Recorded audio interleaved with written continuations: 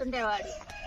ఈ సమయంలోనే కొందరు నాతో యేసును గుర్తు చెప్పారు. యేసుక్రీస్తు దైవం కానే కాదు అని వారితోనే వాదించుతుండేవాడిని. గాంధీ వలె, నెహ్రూ వలె ఆయన దేశభక్తుడే.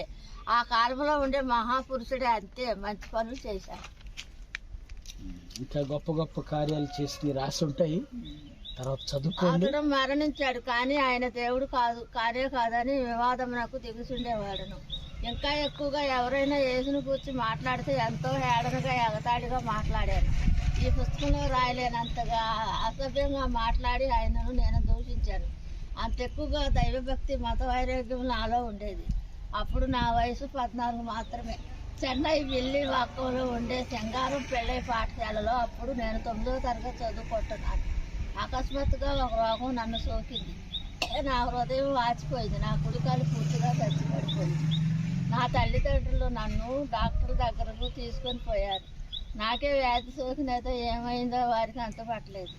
మందులు మాత్రం మరీ ఇచ్చారు. ఏమాత్రం వ్యాధి తగ్గలేదు, కానీ పెరిగిపోయింది. ఎంతమంది డాక్టర్ దగ్గరకు నన్ను తీసుకుపోయారో చెప్పలేము. నా కోసం ఎంత డబ్బు వెచ్చించారో చెప్పలేము. వేల మాత్రలను మింగారు. డాక్టర్ 10 గంటకు వేరే మాత్రలు ఇచ్చారు. కానీ నా వ్యాధి ఎక్కువైపోయిందే, కానీ ఏమాత్రం తగ్గలేదు. నా గుండె వాచిపోయింది. కుడికాలలో ఏమాత్రం కదలికలు లేవు. వ్యాధి యొక్క తీవ్రత వలన బక్క చిక్కిపోయారు. నా గుండె వాచిపోయిన విషయమును బహిరంగంగానే చూడవచ్చునని. అలాగే నా గుండె బాగా పాడైపోయింది. ఇలాంటి పరిస్థితుల్లో బాగా నిరుత్సాహపడుతున్న వేళలో విదేశాల్లో చదువుకున్న ఒక డాక్టర్ వచ్చాడు. అతడి దగ్గర పోయి పరీక్షలు చేపిద్దామని మా బంధువులు సమాచారం పంపించారు. నా తల్లిదండ్రులు అతని ఎద్దకు నన్ను మూసుకొని వచ్చారు. చెన్నైలో అయ్యనవరం అనే స్థలంలో ఉండే ఆ డాక్టర్లు నన్ను ఎంతగానో ప్రేమతో ఉపసరించారు. అతడు మాత్రమే కాకుండా అతడితో పాటు మరి కొంతమంది డాక్టర్లు ఎన్నో గంటల సేపు పరీక్షలు చేశారు. డాక్టర్లందరూ కలిసి ఆలోచన చేశారు.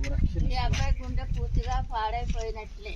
మీ అబ్బాయిని ఏ వైద్యం ద్వారా కానీ బాగు చేయలేము అని ఖచ్చితంగా చెప్పి పంపించేశారు. వైద్య విభాగం నన్ను ఎలాగో వదిలిపెట్టినందువల్ల నా తల్లిదండ్రులు దేవునిపైన నమ్మకం పెట్టుకున్నారు. ఎలాగైనా మా అబ్బాయి బాగా అవ్వాలని ఎవరెవరు ఏ దైవములు గుర్తు చెప్తున్నారో వాళ్ళందరూ కానుకలు ముడుపులు చెల్లించుకుంటూ వచ్చారు. ఏ దైవం మరే విగ్రహము మా మొర వినలేదు. ఈ పరిస్థితుల వ్యాధి మరీ ఎక్కువైపోయింది. మరణం నాకు చాలా చేరువైపోయింది. నా కడుకాలను ఏమాత్రం కదల్చలేక పూర్తిగా చచ్చిపడిపోయింది. నేను కూర్చోవాలన్నా లేవాలన్నా ఎవరు సహాయం చేస్తేనే వీలు.